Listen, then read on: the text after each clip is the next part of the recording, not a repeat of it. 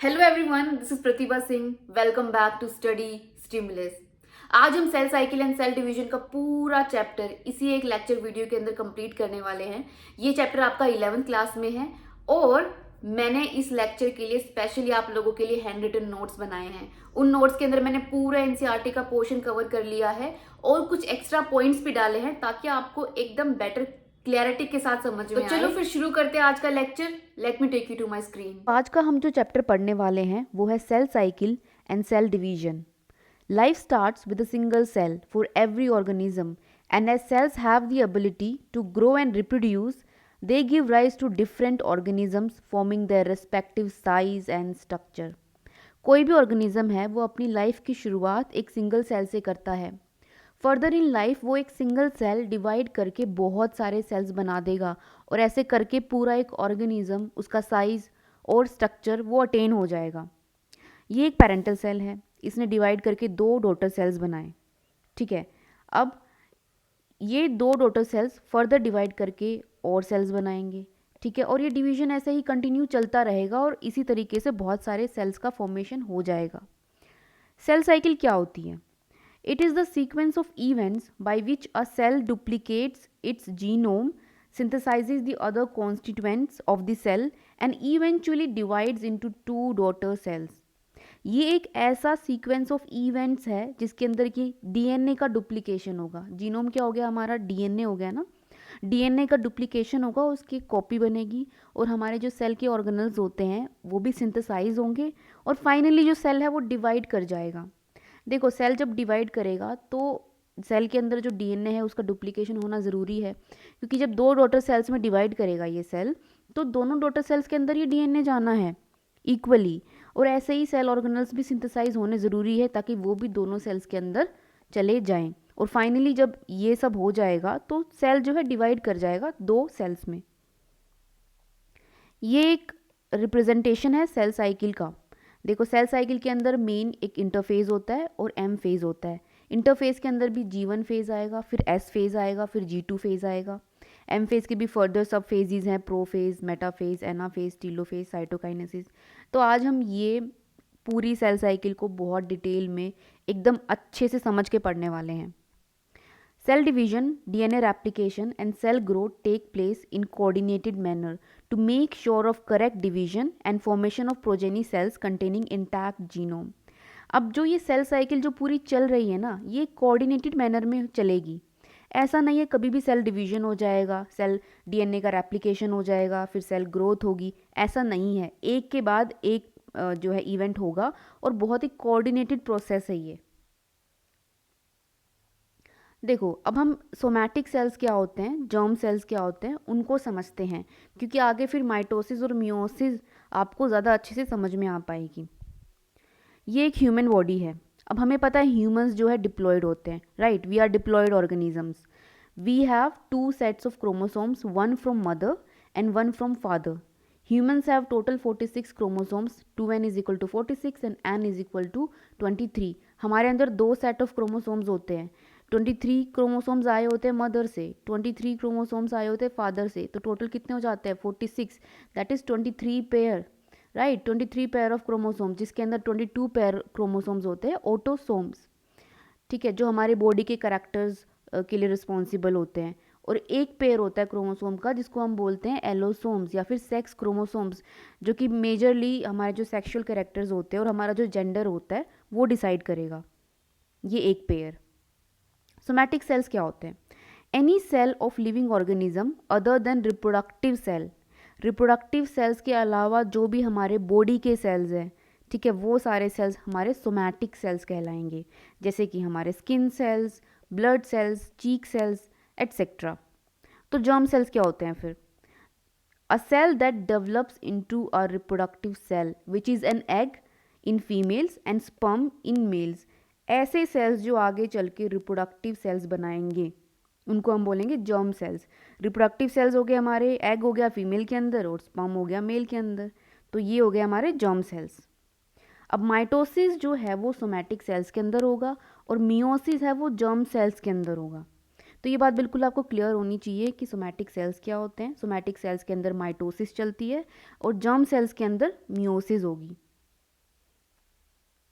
ये देखो somatic cells के अंदर माइटोसिस का ये पूरा साइकिल चलेगा, और माइटोसिस को हम बोल रहे हैं इक्वेशनल डिवीजन, क्योंकि जो पेरेंटल सेल की प्लॉइडी होगी that is 2n, that is parental cell is having 46 chromosomes, वही डॉटर सेल्स की भी प्लॉइडी होगी। 2n अगर पेरेंटल सेल की है तो डॉटर सेल्स में भी 2n ही होगा क्रोमोसोम का नंबर, ठीक है, इसीलिए इसको बोल रहे हैं इक्वेशनल डिवीजन। जर्म सेल्स के अंदर मियोसिस होगा, ये पूरी साइकिल चलेगी जर्म सेल्स के अंदर। मियोसिस के अंदर भी मियोसिस 1 होगा, फिर मियोसिस 2 होगा। मियोसिस जर्म सेल्स के अंदर होगा तो पेरेंटल सेल की जो प्लॉइडी है वो रिड्यूस होके हाफ हो जाएगी।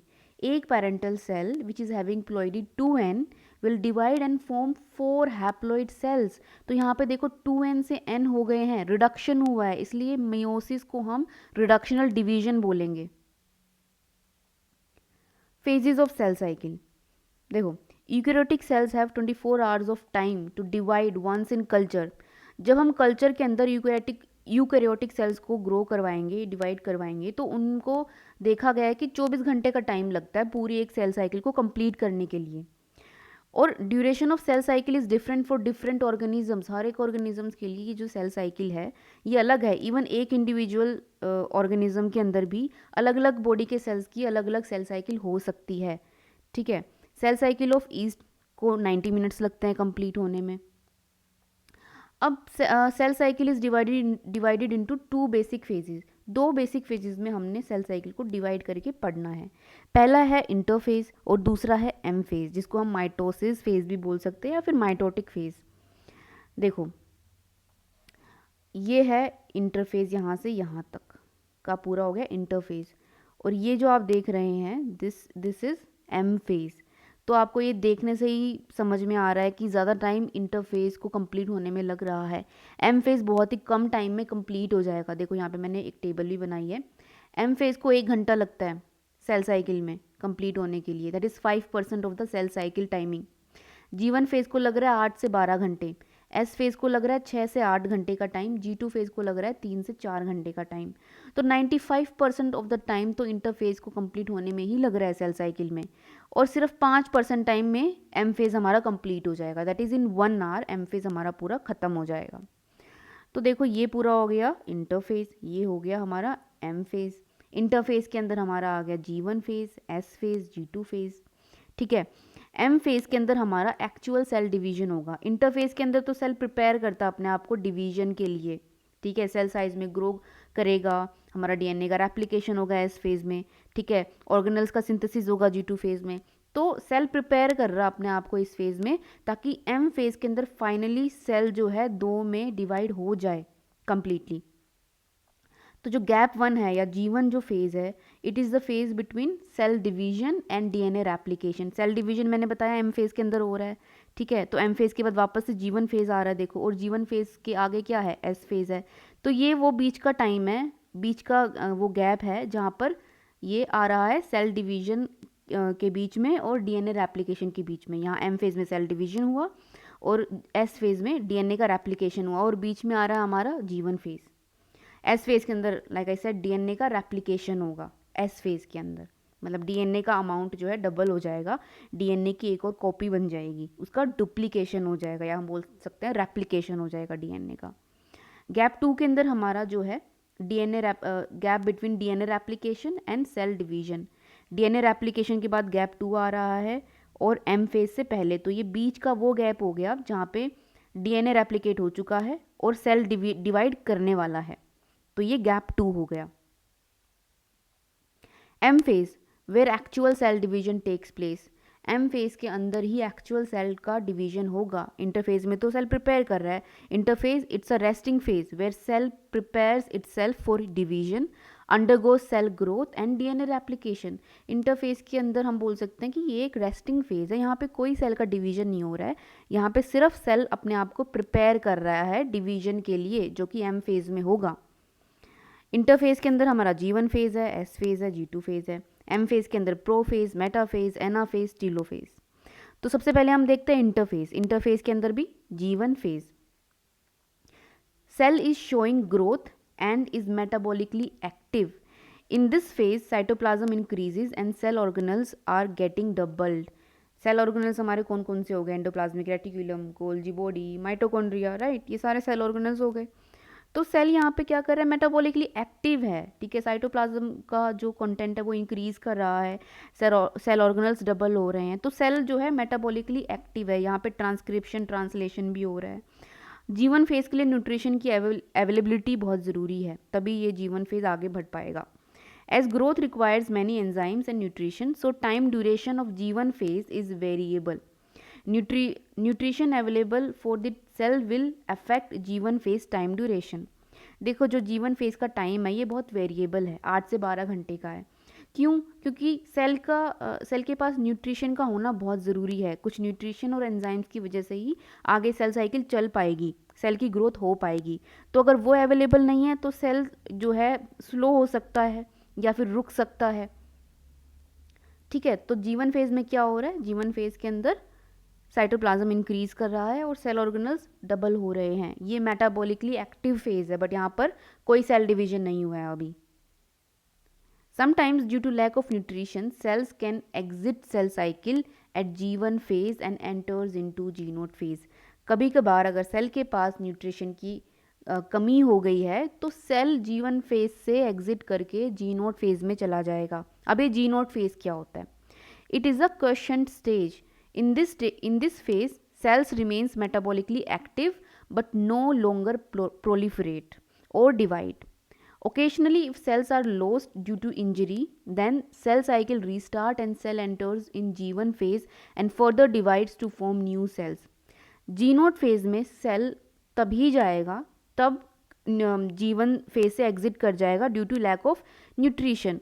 G0 फेज में सेल मेटाबॉलिकली तो एक्टिव रहेगा बट वो प्रोलिफरेट नहीं करेगा, उसमें जो डिवीजन का जो प्रोसेस है वो रुक जाएगा, ठीक है। कभी कभार क्या होता है, इंजरी की वजह से सेल साइकिल को दोबारा से फिर रीस्टार्ट किया जा सकता है, सेल वापस से एंटर कर जाएगा जीवन फेज में, क्योंकि अगर आपकी इंजरी हो गई है, ब्लड लॉस हो गया है, तो आपको फिर रिकवरी चाहिएगी सेल्स की। जो सेल लॉस हो गए हैं उनको वापस से रिकवर करना पड़ेगा उनका नंबर, तो फिर क्या होगा कि जो सेल साइकिल है वापस से चल पड़ेगी। G0 फेज से सेल वापस से G1 फेज में चला जाएगा, फर्दर S फेज, फिर G2 phase and M phase, cell divide कर जाएगा और नए सेल्स बना लेगा।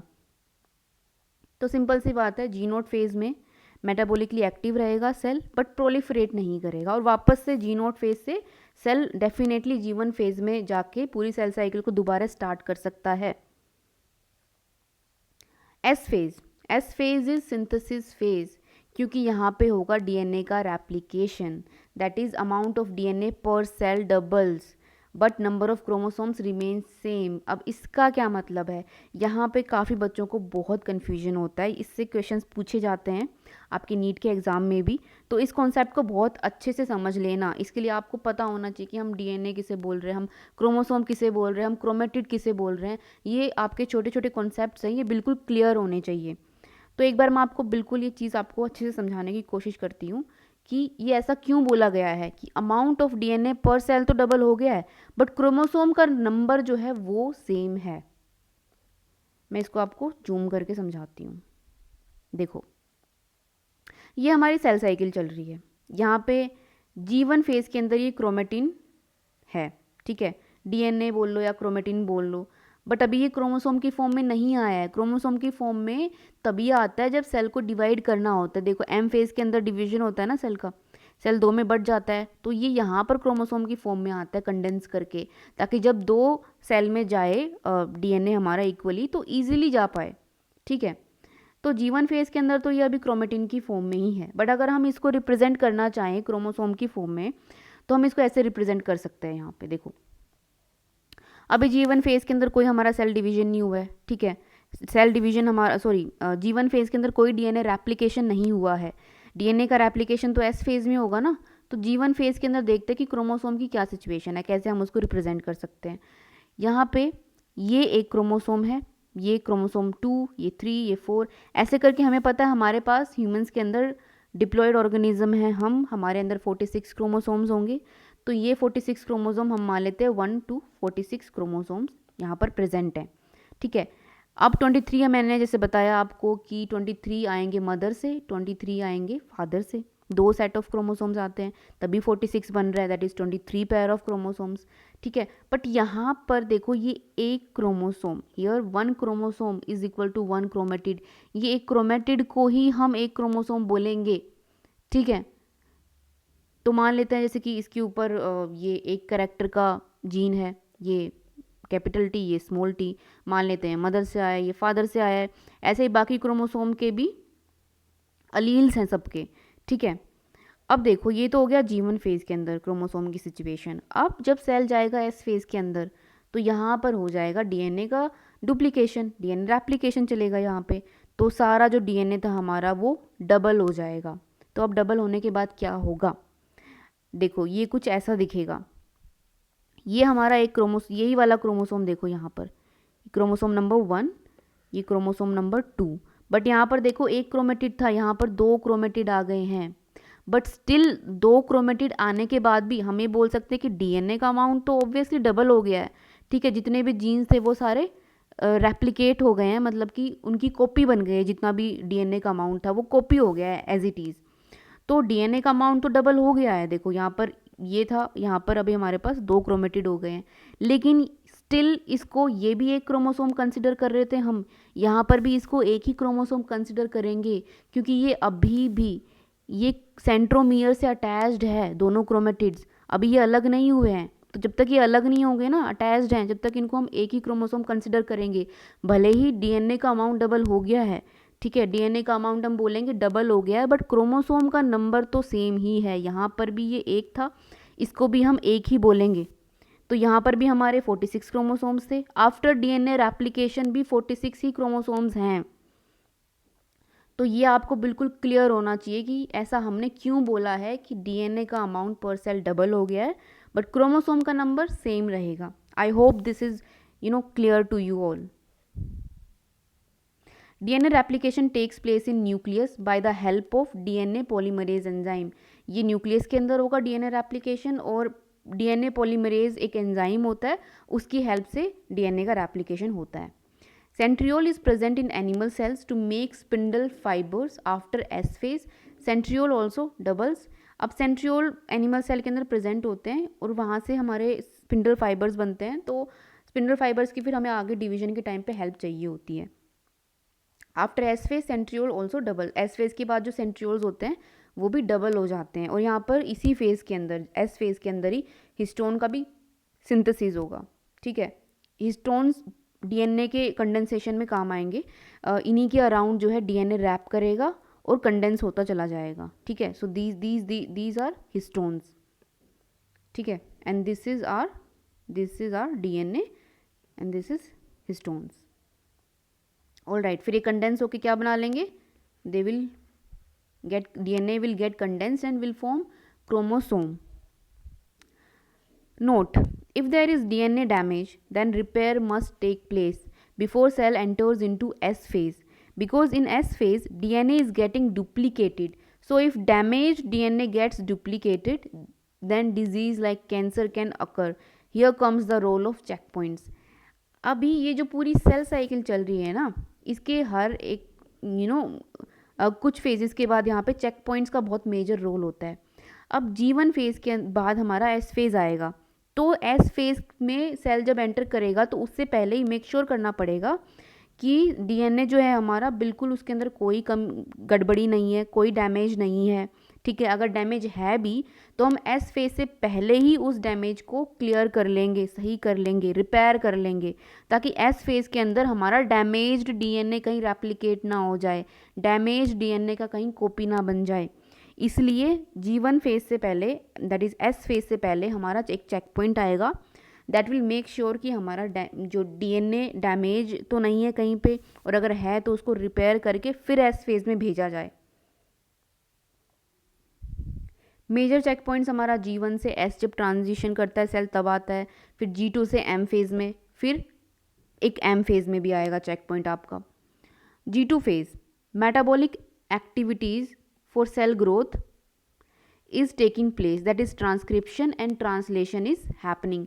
G2 फेज के अंदर क्योंकि सेल अभी भी मेटाबॉलिकली एक्टिव है, सेल ग्रोथ भी हो रही है, ठीक है, तो ट्रांसक्रिप्शन ट्रांसलेशन भी यहाँ पर चल रहा होगा, प्रोटीन्स बन रहे होंगे सेल के अंदर। Organelles like mitochondria, Golgi body, ER gets double, यहाँ पर भी जो है सेल ऑर्गेनल्स है वो डबल हो जाएंगे। M phase that is mitosis. Mitosis occurs in somatic cells. अभी हम माइटोसिस पढ़ेंगे, इसके बाद फिर हम मियोसिस पढ़ेंगे। तो अभी हम माइटोसिस पढ़ रहे हैं।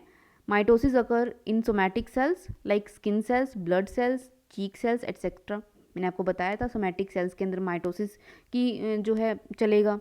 माइटोसिस इज इक्वेशनल डिवीजन, इसको हम इक्वेशनल डिवीजन बोलते हैं क्योंकि पेरेंट सेल की जो प्लॉइडी होगी वही डिवीजन के बाद डॉटर सेल्स में भी वही प्लॉइडी होगी। Mitosis is for growth, repair and regeneration. Mitosis की जो प्रोसेस हो रही है ये नॉर्मल बॉडी सेल्स में होगी और ये पर्टिकुलरली ग्रोथ के लिए है, रिपेयर के लिए है और रीजनरेशन के लिए है। This division is for replacement of new cells to old cells having accurate same genetic composition. देखो बेटा, हमारे जो स्किन है ना वो कॉन्टीन्यूसली ग्रो करती रहती है। जो ओल्ड सेल्स होते हैं स्किन के वो रिप्लेस होके नए सेल्स उनको रिप्लेस करते रहते हैं टाइम टू टाइम। तो ये जो प्रोसेस है माइटोसिस की हमारे स्किन सेल्स में चलती रहती है। ऐसे ही बॉडी की और भी पार्ट्स में जो है ये माइटोसिस की प्रोसेस चलती रहती है। तो ये रिप्लेस कर रही ना नए सेल्स, पुराने सेल्स को नए सेल्स से। Mitosis helps in restoring nucleus bye cytoplasmic ratio. इसका क्या मतलब है? देखो, restoring nucleus bye cytoplasmic ratio, यहाँ पर ये एक सेल है, ये इसका एक न्यूक्लियस है, ठीक है। तो हम मान लेते हैं कि साइटोप्लाज्म को हम क्यू ले लेते हैं और न्यूक्लियस को हम पी ले लेते हैं। तो P by Q is let's say 0.2। अब सेल जब ग्रो करेगा तो साइटोप्लाज्मिक इंक्रीज होगा सेल का, तो ये देखो ये सेल कुछ इस साइज़ में आ जाएगा। तो अभी पी बाई क्यू रेशो कम हो गया। न्यूक्लियस तो वही है बट साइटोप्लाज्म क्योंकि ग्रो किया है तो रेशो यहाँ पर डिक्रीज हो जाएगा। P by Q ratio decrease हो जाएगा। क्यों? क्योंकि हमारा जो है न्यूक्लियस तो उतना ही है बट हमारा साइटोप्लाज्मिक जो कंटेंट है वो बढ़ गया है। तो पी बाई क्यू जो है 0.1 हो जाएगा, मतलब रेशो जो है डिक्रीज हो जाएगा। फिर सेल डिवाइड करेगा, माइटोसिस होगी तो ये फिर वापस से रिस्टोर कर लेगा। पी बाई क्यू रेशो इसका 0.2, पी बाई क्यू रेशो इसका भी 0.2। तो यहाँ पे रेशो का रिस्टोरेशन हो गया, ठीक है। तो ये किस वजह से हो पा रहा है? ये माइटोसिस की वजह से हो पा रहा है। अभी देखो, माइटोसिस को भी हम दो में फिर मेजरली डिवाइड करके समझते हैं क्या होता है। इसको एक हम बोल रहे हैं कैरियोकाइनेसिस और दूसरा है साइटोकाइनेसिस। कैरियोकाइनेसिस मतलब division of nucleus, that is separation of daughter chromosomes. जो हमारा न्यूक्लियस है वो डिवाइड कर जाएगा कैरियोकाइनेसिस में। और साइटोकाइनेसिस में क्या होगा? साइटोप्लाज्म का डिवीजन हो जाएगा। It division of cytoplasm and ending of cell division. यहाँ पर सेल डिवीजन खत्म हो जाएगा, साइटोप्लाज्म जो है वो दो में बट जाएगा, ठीक है, दो में बट जाएगा साइटोप्लाज्म और सेल्स जो है एक पेरेंटल सेल से दो डॉटर सेल्स बन जाएंगे। तो कैरियोकाइनेसिस में तो हमारा न्यूक्लियस का डिवीजन हुआ, साइटोकाइनेसिस में हमारा साइटोप्लाज्म का डिवीजन हो गया और दो डॉटर सेल्स का फॉर्मेशन यहाँ पर हो गया, डिवीजन कंप्लीट हो गया। अभी कैरियोकाइनेसिस के अंदर भी हमारे कुछ फेजेस आएंगे जैसे कि प्रोफेज, मेटाफेज, एनाफेज, टीलोफेज। इसको हम याद रखने के लिए एक शॉर्ट फॉर्म बना सकते हैं, that is P MAT. P MAT, P for prophase, M for metaphase, A for anaphase and T for telophase. अभी हम इन सारी फेजेस को वन बाय वन पढ़ेंगे, अच्छे से समझेंगे। अब कैरियोकाइनेसिस के अंदर हम पहला फेज पढ़ते हैं जो कि है prophase. In G2 and S phase, the new DNA molecules formed are not distinct but intertwined। देखो एस फेज के बाद जब डीएनए हमारा रेप्लिकेशन हो चुका है तभी भी जो है हमारा डीएनए इंटरवाइंड है, उसमें कोई डिस्टिंक्शन नहीं है, अभी भी पूरा ऐसे टेंगल्ड पड़ा हुआ है, ठीक है। At prophase initiation of condensation of chromatin begins. But prophase के अंदर क्या होगा? अब जो ये क्रोमेटिन है इसका कंडेंसेशन होना शुरू हो जाएगा, क्रोमोसोम्स बनने स्टार्ट हो जाएंगे कंडेंस होकर क्रोमेटिन का। The centriole duplicated during S phase now moves towards opposite poles of the cell। जो centrioles हमारे duplicate हुए थे, डबल हो गए थे ना centrioles भी हमारे S phase के अंदर, अब वो क्या करेंगे? opposite poles पे move करना start कर जाएंगे। Events that marks completion of prophase। Chromosomal material is condensed and chromosomes are seen. अभी प्रोफेज के एंड तक चलते चलते हमारा जो है क्रोमोसोम्स दिखने स्टार्ट हो जाएंगे, कंडेंस जो है क्रोमेटिन हो चुका होगा हमारा eight the end of prophase, यहाँ पे क्रोमोसोम्स विजिबल हो जाएंगे। So this is a pictorial representation of early prophase, और यहाँ पर ये देखो लेट प्रोफेज का ये पिक्चर है. Mitotic spindle starts to assemble at the end of prophase. When cell is viewed under microscope, then no Golgi complex, endoplasmic reticulum, nucleolus and nuclear envelope is seen. देखो mitotic spindle जो है वो भी assemble होना start हो जाएंगे. ये centriole से ही हमारे जो है स्पिंडल फाइबर्स अराइज होंगे. ठीक है, तो वो भी स्टार्ट हो जाएंगे बनना. और जो प्रोफेज का एंड होगा वहाँ पे अगर हम माइक्रोस्कोप के अंडर देखें प्रोफेज के एंड जो चल रहा है उसको, तो हम देखेंगे कि eight the end of prophase कोई गोल्जी कॉम्प्लेक्स नहीं दिखेगा हमें, एंडोप्लाज्मिक रेटिकुलम नहीं दिखेगा, न्यूक्लियोलस नहीं दिखेगा और न्यूक्लियर एनवेलोप भी नहीं दिखेगा. So this is happening at late prophase. देखो एक क्रोमोसोम्स तो विजिबल होना स्टार्ट हो गए हमें eight the end of prophase. ठीक है, बट न्यूक्लियर एनवेलोप हमारा डिसइंटीग्रेट होना शुरू हो गया है, सेल ऑर्गेनल्स हमारे जो है गायब हो चुके हैं. ठीक है, तो ये हो रहा है eight the end of prophase. तो प्रोफेज के अंदर मेन क्या हुआ, कंडेंसेशन शुरू हो गया हमारे क्रोमेटिन मटेरियल का. ठीक है, सेंट्रियोल्स जो है अपोजिट पोल पर मूव करना स्टार्ट कर गए. ठीक है, माइटोटिक स्पिंडल जो है अराइज होना स्टार्ट हो गया, असेंबल होना स्टार्ट हो गया. और eight the end of prophase क्या होगा, जितने भी सेल ऑर्गेनल्स हैं हमारे वो सब क्या हो जाएंगे, नहीं दिखेंगे हमें, वो डिसअपियर हो जाएंगे. न्यूक्लियर एनवेलोप हमारा डिसइंटीग्रेट हो जाएगा और हमें हमारे क्रोमोसोम जो है दिखना स्टार्ट हो जाएंगे eight the end of prophase. Next is metaphase. Disintegration of nuclear membrane completely marks the start of metaphase. जब हमारी जो प्रोफेज के अंदर हमारी न्यूक्लियर जो मेम्ब्रेन थी डिसइंटीग्रेट हो रही थी ना, न्यूक्लियर एनवेलोप, अब वो कम्प्लीटली जो है मेटाफेज के अंदर कम्प्लीटली डिसइंटीग्रेट हो जाएगा हमारा nuclear membrane. Chromosome condensation complete हो जाएगा. दे कम इन साइटोप्लाज्म और वो साइटोप्लाज्म में आ जाएंगे. At this phase morphology of chromosome is best studied. अगर कोई मॉर्फोलॉजी जो है स्ट्रक्चर क्रोमोसोम्स का पढ़ना चाहता है, कैसे दिखते हैं क्रोमोसोम देखना चाहता है, तो metaphase is the best stage to study morphology of chromosomes. ठीक है, फॉर्मेशन ऑफ मेटाफेजिक प्लेट. अब मेटाफेजिक प्लेट बनेगी, ये क्या होती है, देखो chromosomes come and lie at the equator and the plane of alignment at metaphase is called metaphasic plate. जो क्रोमोसोम हमारे देखो न्यूक्लियर एनवेलोप डिसइंटीग्रेट हो चुकी है, क्रोमोसोम्स हमारे साइटोप्लाज्म में आ गए हैं, अब मेटाफेजिक प्लेट बनेगी अब. ठीक है, जितने भी क्रोमोसोम्स हैं वो इक्वेटर पे आ जाएंगे. देखो ये सारे क्रोमोसोम जो है इक्वेटर पे एक लाइन में आ गए हैं और ये क्या बना रहे हैं, मेटाफेजिक प्लेट. ये हमारा स्पिंडल फाइबर्स यहाँ पर दिखाए गए हैं. ठीक है, ये मेटाफेजिक प्लेट है और ये काइनेटोकोर है. देखो तो ये मेटाफेज का रिप्रेजेंटेशन ये हो गया. अब एक बार हम ये देख लेते हैं कि देखो site of attachment for spindle fibre, ये काइनेटोकोर किसे बोल रहे हैं हम, it is the site of attachment for spindle fibre. ये जो हमारे स्पिंडल फाइबर सेंट्रियोल से राइज हो रहे हैं ना, ये जाकर काइनेटोकोर से अटैच करेंगे. देखो ये एक क्रोमोसोम है. ठीक है, ये क्रोमोसोम है, ये सेंट्रोमियर है इस क्रोमोसोम के लिए, और इनके पास में प्रेजेंट होंगे काइनेटोकोर. ठीक है, they are site of attachment for spindle fibre, small disc shaped structures at surface of the centromere. Centromere के सरफेस के ऊपर प्रेजेंट होंगे काइनेटोकोर. यहीं पर आके हमारे स्पिंडल फाइबर्स अटैच करेंगे. ठीक है, यहीं पर आके हमारे स्पिंडल फाइबर्स क्या करेंगे, अटैच करेंगे क्रोमोसोम से. तो क्लियर है आपको काइनेटोकोर क्या है. ठीक है, तो मेटाफेज के अंदर मेटाफेजिक प्लेट का फॉर्मेशन हो गया है.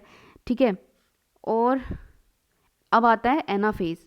एनाफेज के अंदर क्या होगा, देखो centromere splits and both sister chromatids separates and move towards opposite pole. हमारे सेंट्रोमियर अब स्प्लिट हो जाएंगे.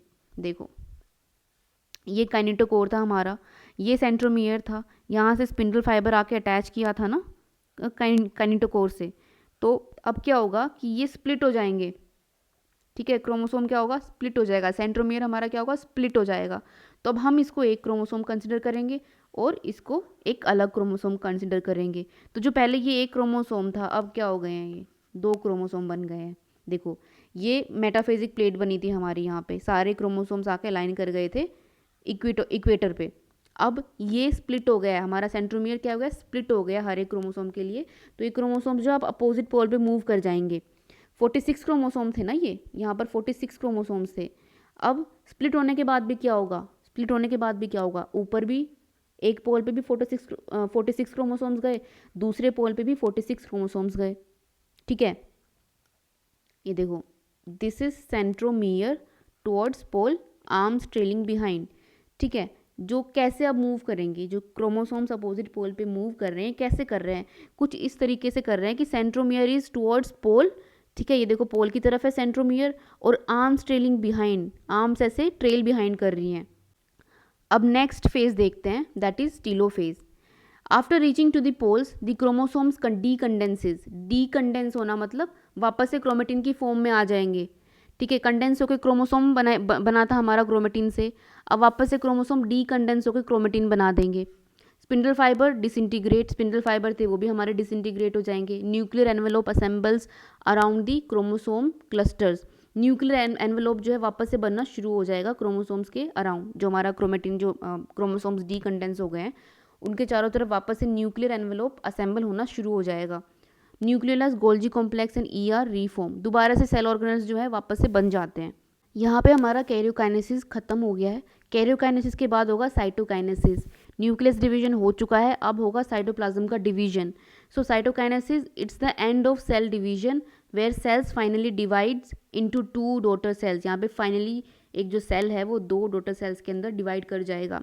अब साइटोकाइनेसिस प्लांट सेल के अंदर थोड़ा अलग होगी और एनिमल सेल के अंदर थोड़ा अलग होगी, क्योंकि प्लांट सेल के अंदर देखो सेल प्लाज्मा मेम्ब्रेन के बाहर भी एक रिजिड वॉल होती है, दैट इज सेल वॉल, और एनिमल सेल के अंदर सेल वॉल नहीं होती। तो ये जो प्रोसेस है थोड़ा अलग अलग होगा एनिमल और प्लांट सेल के अंदर।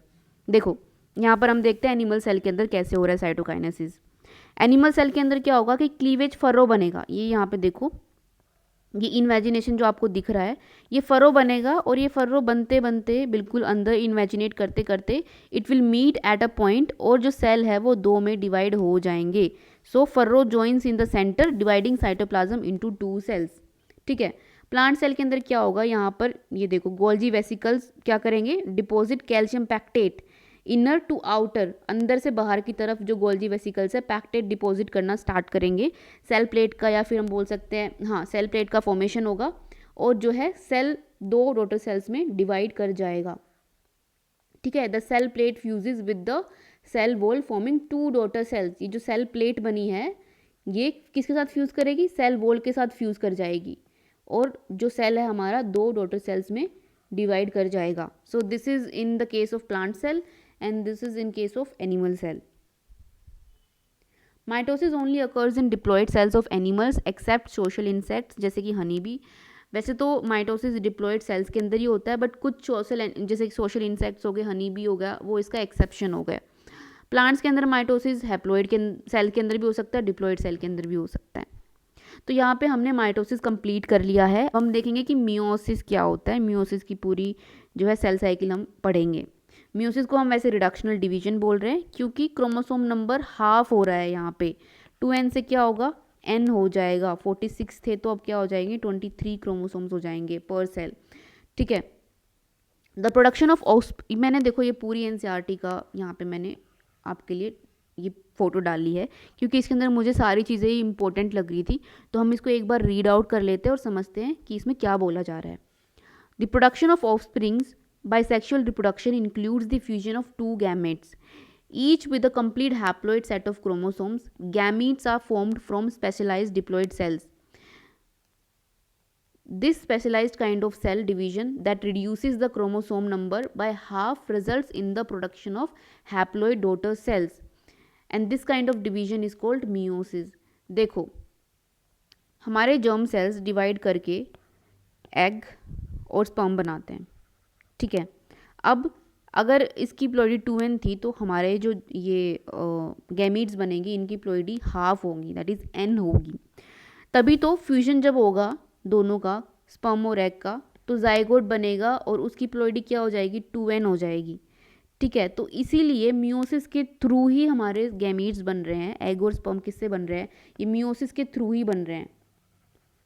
ठीक है, तभी तो हमारा जो प्लोइडी था 2n से n हो जाएगी, और वो फिर जब एग और स्पर्म्स मिलेंगे तो जाइगोट के अंदर प्लोइडी क्या हो जाएगी, 2n हो जाएगी। तो मियोसिस क्या है, इंश्योर कर रहा है the production of haploid phase in the life cycle of sexually reproducing organisms, whereas fertilization restores the diploid phase. ठीक है.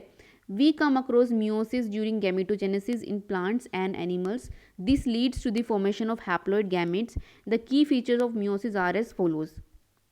एक बार हम जो की फीचर्स हैं हम वो देख लेते हैं meiosis के. 4 इन्होंने की फीचर्स बताए हैं यहाँ पर. So let's read them out. Meiosis involves 2 sequential cycles of nuclear and cell division called meiosis 1 and meiosis 2. तो meiosis के अंदर हमारा meiosis 1 होगा और meiosis 2 होगा.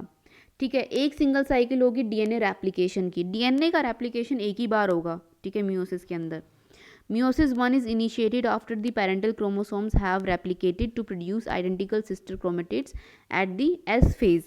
meiosis 1 कब स्टार्ट होगा? S phase के बाद स्टार्ट होगा जब हमारा जो पेरेंटल क्रोमोसोम है वो रेप्लिकेट हो चुका है. meiosis involves pairing of homologous chromosomes and recombination between non-sister chromatids of homologous chromosomes. इस पॉइंट को हम आगे डिटेल में पढ़ेंगे. बेसिकली इसमें ये बोल रहे हैं कि रिकॉम्बिनेशन होगा, यहाँ पर जेनेटिक मटेरियल का एक्सचेंज होगा जिसकी वजह से वेरिएबिलिटी आएगी हमारे अंदर. ठीक है. 4 haploid cells are formed at the end of meiosis 2. अब meiosis 2 के ख़त्म होने के बाद देखो, पहले S फेज़ के बाद जहाँ पे डीएनए रेप्लिकेशन हो चुका है meiosis 1 होगी, और meiosis 1 होने के बाद होगी meiosis 2, और meiosis 2 के बाद हमारे पास 4 हैप्लॉइड सेल्स बन के रेडी हो जाएंगे. meiosis 1 के अंदर होगा prophase 1, metaphase 1, anaphase 1, telophase 1. meiosis 2 के अंदर भी वही सेम, बस 2 लगा देंगे हम. Prophase 2, metaphase 2, anaphase 2, telophase 2. All right. देखो, DNA replication takes place once at S phase, but DNA divides 2 times at meiosis 1 and meiosis 2. DNA का replication तो जो है S phase में ही होगा, and that is only 1 time. But DNA का division 2 बार होगा, एक बार meiosis 1 में और एक बार meiosis 2 में. और जो meiosis 1 और meiosis 2 के बीच का जो गैप है उसको बोलेंगे हम interkinesis.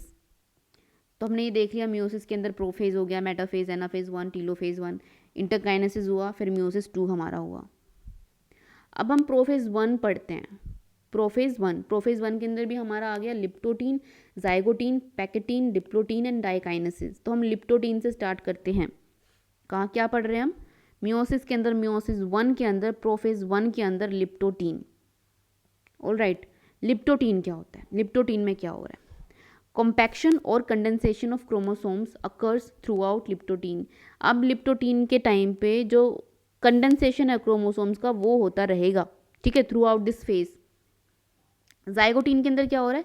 Next is zygotene. Homologous chromosomes start to pair up and this process is called synapsis. Homologous chromosomes हो गए.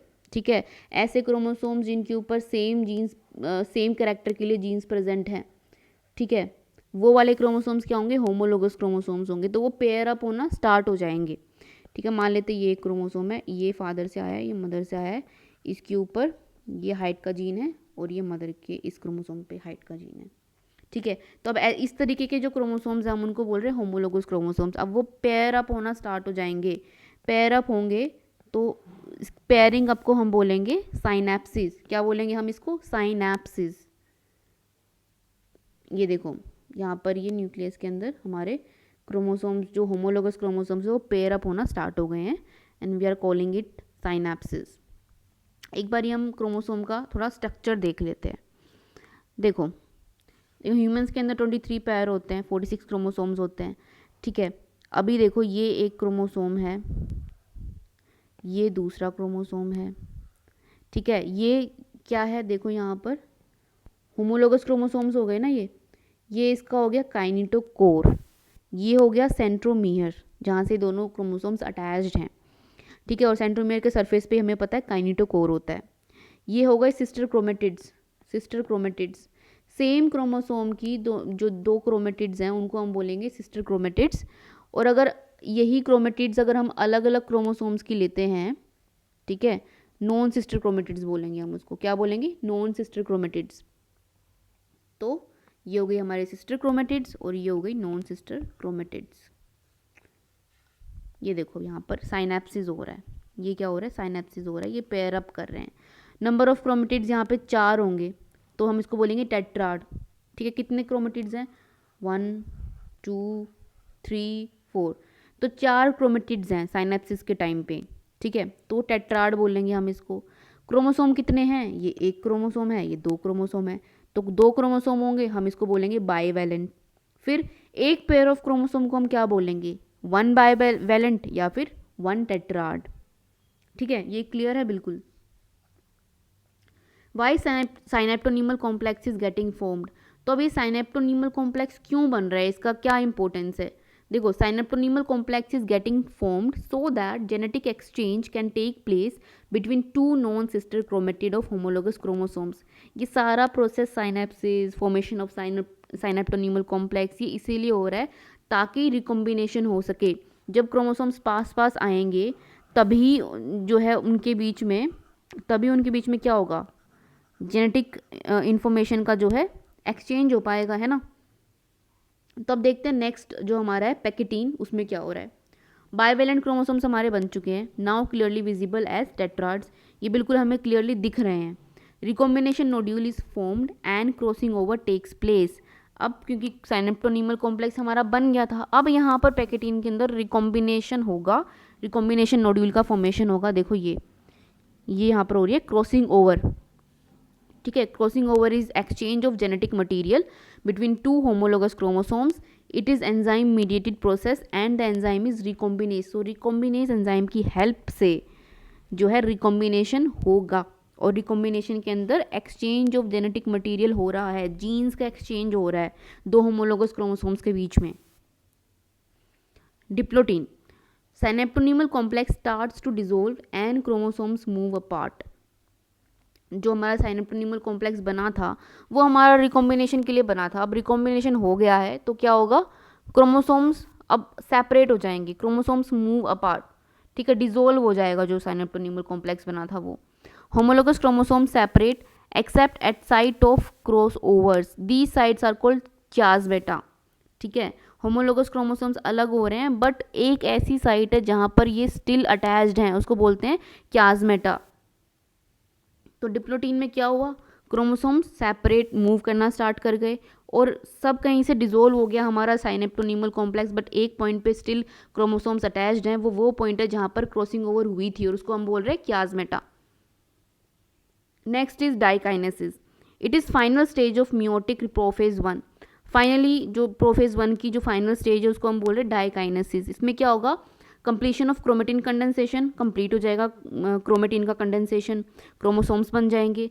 टर्मिनलाइजेशन ऑफ क्याज़-मेटा, जो हमारा क्याज़-मेटा भी बचा था स्टिल, जहाँ से 2 होमोलोगस क्रोमोसोम्स कनेक्टेड थे, वो भी डिसॉल्व होना स्टार्ट हो जाएगा। उसका भी देखो ये टर्मिनल्स पे जाते जा रहा है और ये डिसॉल्व हो जाएगा। For separation of homologous chromosomes meiotic spindle gets assembled, अब मियोटिक स्पिंडल्स का भी बनना ज़रूरी है, तो यहाँ पे डाइकाइनेसिस में ये असेंबल होना स्टार्ट हो जाएंगी, क्या, meiotic spindle. At the end of nucleolus disappears and the nuclear envelope also breaks down. अब डाइकाइनेसिस के एंड पे, दैट इज प्रोफेज 1 के एंड पे न्यूक्लियोलस हमारा डिसअपियर हो जाएगा और जो न्यूक्लियर एनवेलोप था वो भी ब्रेक डाउन हो जाएगा, ठीक है। तो डाइकाइनेसिस में क्या हुआ, क्रोमेटिन का कंडेंसेशन कंप्लीट हो गया, क्रोमोसोम्स बन गए, क्याज़-मेटा का टर्मिनलाइजेशन हो गया और हमारा स्पिंडल फाइबर बन गया। न्यूक्लियर एनवेलोप था वो क्या हो गया, डिसइंटीग्रेट हो गया, ब्रेक डाउन हो गया। तो प्रोफेज 1 में हमने पूरे में क्या पढ़ा, हम एक बार देख लेते हैं।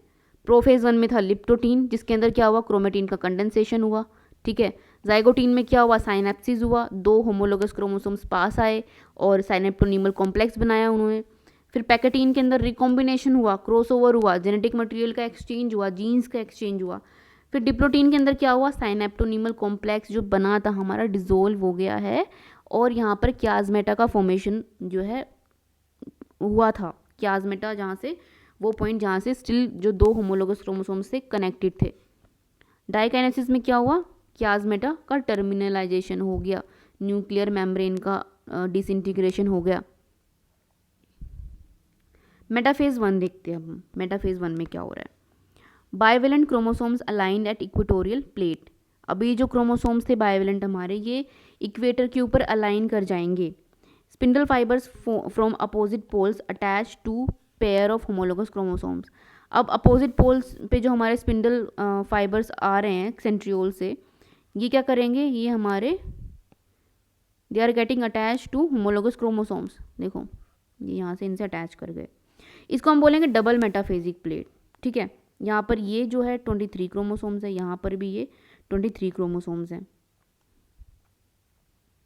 एनाफेज 1 में क्या होगा, homologous chromosome separate and move towards opposite poles of this cell. Homologous जो क्रोमोसोम्स थे जो अलाइन किए थे इक्वेटर पे, अब वो सेपरेट हो जाएंगे। 23 क्रोमोसोम्स एक पोल पे चले जाएंगे और 23 क्रोमोसोम दूसरे पोल पे चले जाएंगे। Telophase 1, DNA doesn't completely get decondensed because it has to get condensed again। Telophase 1 के अंदर हमारा DNA का डिकंडेंसेशन तो हो रहा है, पर कंप्लीटली डिकंडेंसेशन नहीं होगा, क्योंकि वापस से फिर नेक्स्ट फेज में वापस से DNA का कंडेंसेशन होगा। ठीक है, इस यहाँ पर ये हमारे दो अपोजिट पोल पर जो क्रोमोसोम्स गए थे 23, अब ये साइटोकाइनेसिस होगा और फाइनली ये दो सेल्स में डिवाइड कर जाएंगे। साइटोकाइनेसिस हो गया, यहाँ पे आ गए 23 क्रोमोसोम्स, यहाँ पर भी आ गए 23 क्रोमोसोम्स। अब वापस से डिकंडेंस्ड होंगे ये यहाँ पर 23 क्रोमोसोम्स है और यहाँ पर भी 23 क्रोमोसोम्स है। ठीक है, तो यहाँ पर दो सेल्स बन गए हैं जिनकी प्लोइडी है NN। ठीक है, इंटरकाइनेसिस में क्या होगा, it is a gap between end of meiosis 1 and start of meiosis 2।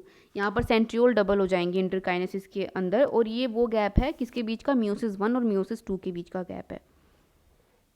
Meiosis 2 में क्या होगा, it is same as normal mitosis. Meiosis 2 को हम एज माइटोसिस भी ले सकते हैं, mitosis that is equational division.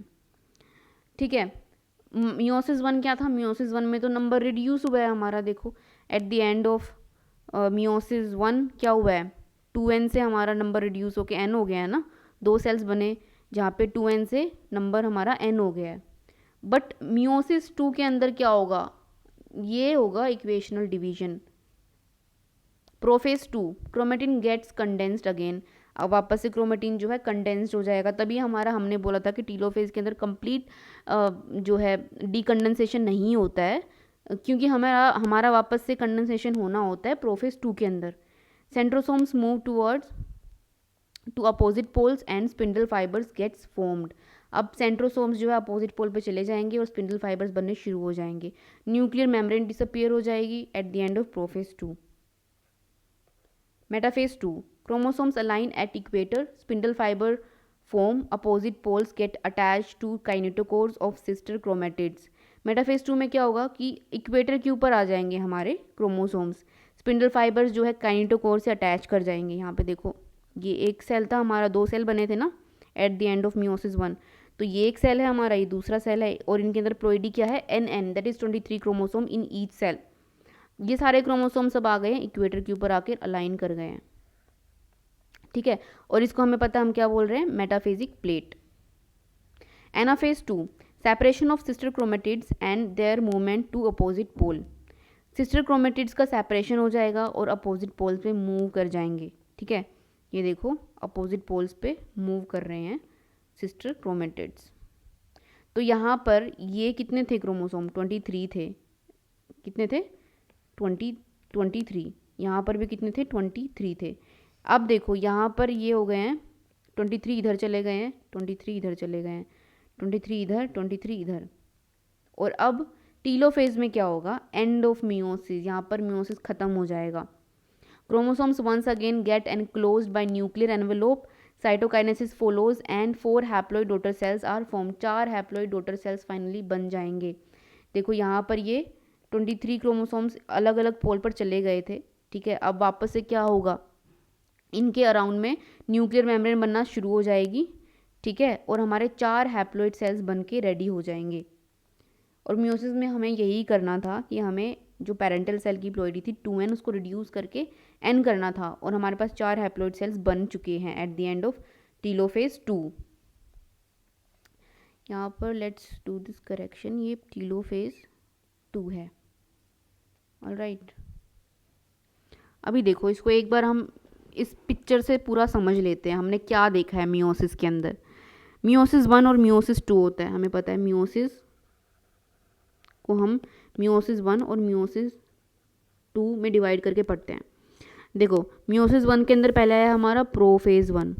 ठीक है, प्रोफेज 1 के अंदर हमारा हुआ था सबसे इम्पोर्टेंट साइनेप्सिस हुआ था, रिकॉम्बिनेशन हुआ था, ठीक है। मेटाफेज 1 के अंदर क्या हुआ था, फिर मेटाफेज 1 के अंदर जो हमारे क्रोमोसोम्स थे वो इक्वेटर पे अलाइन करे थे, फिर स्पिंडल फाइबर्स आके उनसे अटैच कर गया था काइनेटोकोर से, और दोनों अपोजिट पोल पर मूव कर गए थे एनाफेज 1 के अंदर।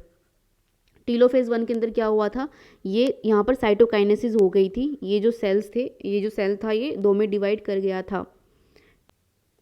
फिर आया हमारा प्रोफेज 2। प्रोफेज 2 के अंदर वापस से क्या हुआ था, कंडेंसेशन हुआ था और हमारा जो स्पिंडल फाइबर्स थे वो काइनेटोकोर से अटैच कर गए थे। फिर मेटाफेज 2 के अंदर मेटाफेजिक प्लेट बनी थी और एनाफेज 2 के अंदर जो क्रोमोसोम्स है वो अपोजिट पोल पर मूव कर गए थे, ठीक है। ये भी 23 थे, इधर भी 23, 23, 23।